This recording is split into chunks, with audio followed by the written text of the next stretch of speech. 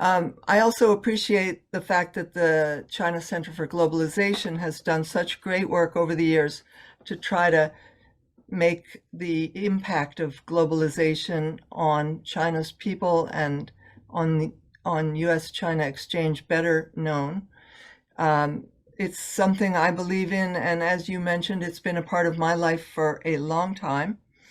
And the US-China Education Trust, where I work now, is dedicated to improving people-to-people understanding through educational programs and exchanges. So anyway, it's an important part of my life. The topic today is a broad one. What's next for US-China people-to-people exchange?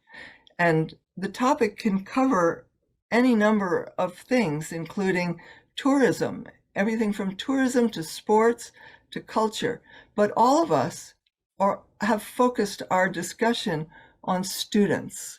Why is that? I think because students are the leading edge of US-China people-to-people exchange. They are spending the most amount of time in each other's society. In many cases, they are spending years and earning degrees and sometimes relocating. They are doing important work for better understanding. And when we think of student exchanges, I'd like to put forward the idea that the story of the 3 million Chinese students who have studied in America is one of the greatest success stories of the post-Mao relationship between the United States and China. It's one that I feel very strongly about. I first encountered Chinese students in 1979 when they were in my classroom at Fudan University.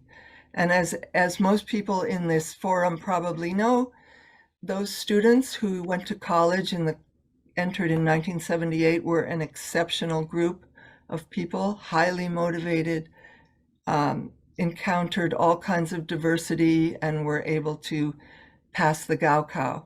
So I've had a great respect for Chinese students since that time. I've known them and their life in the United States over 40 years, through friendships, through study, through work. I believe that it's a little understood phenomenon that the Chinese students who come to America are not a uniform group. They've changed. It's a very changing, dramatic story from one decade to the next.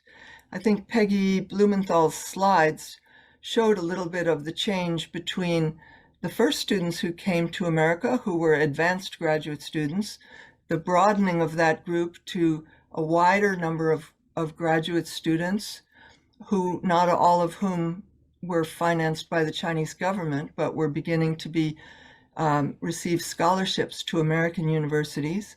And then gradually more and more undergraduates started coming until they totally overpowered the number of graduate students. And they also came largely on their own financial means and not through scholarships and not through government financing. So now the story is still changing. And as the slides show, more and more graduate students are coming.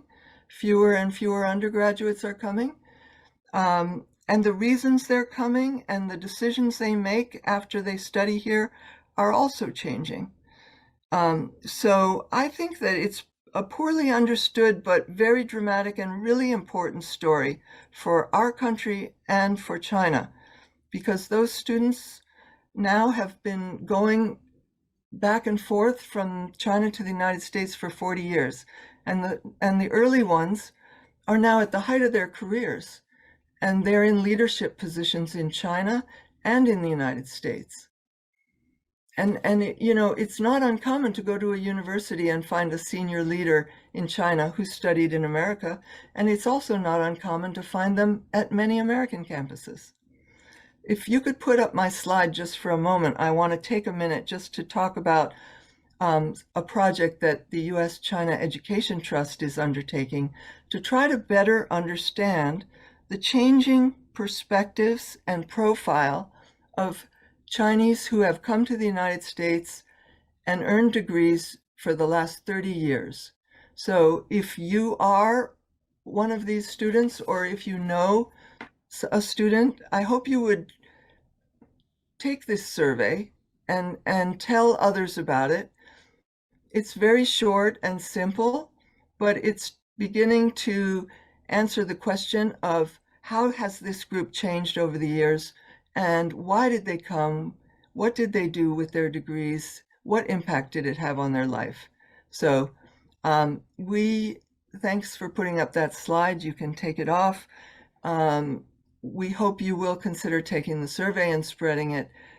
It's going to be the launching point for USET to do a series of programs about these students and the impact that they've had on the two different societies. A little bit more about this group. As many people before me on this panel have mentioned, this exchange has been a great success story, but it has also in recent years come under a dark cloud. And, you know, it's hard to imagine, but members of the Trump administration and others were casting doubts in recent years on the motives of students and scholars in this country, their loyalty, and it was a dark time. And I think we are now coming out of that time, and it's been largely rejected. There's certainly certain wrongdoing that may have taken place, but it is considerably overshadowed by the incredible good that has been brought by this group of students. So as we move forward, this panel has called for us to think about what comes next. And we've all talked about our belief that these exchanges are important, they matter, students need to know each other. But I'd like to say, you know, there's no going back. The numbers are probably not going to resume the levels that we saw in 2018 and 2019, 370,000 Chinese students in this country. And there's many reasons why the number of Chinese students is gradually going down, and not all of them reflect a negative assessment of the United States. Some of them are due to other opportunities. But it's probably a natural decline, and it's not necessarily all bad, because I think, as other people have said, many Chinese students are still choosing to study here. And for the overwhelming majority, they have an incredibly positive experience. At least that's what I've observed in 40 years of knowing these students in America. So overall, I am positive. I know that there's an incredible amount of goodwill on both sides among the universities in China and the United States. They want to resume exchanges. They want to resume study abroad programs. And American universities want Chinese students to know that they are valued and they are welcome.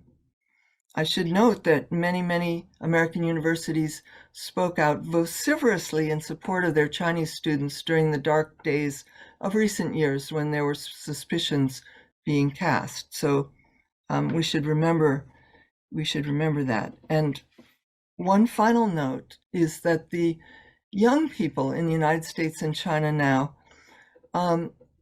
Gen Z as it's called, it's very important for Gen Z to have face-to-face experiences with each other, because they have been growing up in the pandemic.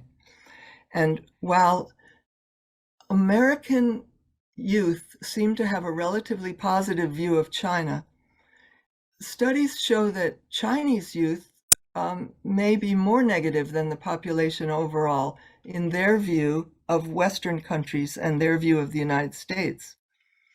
And, you know, some of that may reflect recent years and anti-Asian movements in the United States that they do exist. So it's more important than ever for us to make them know that they are welcome and that these are small phenomenon. Negative influence is not the overwhelming trend. So let's all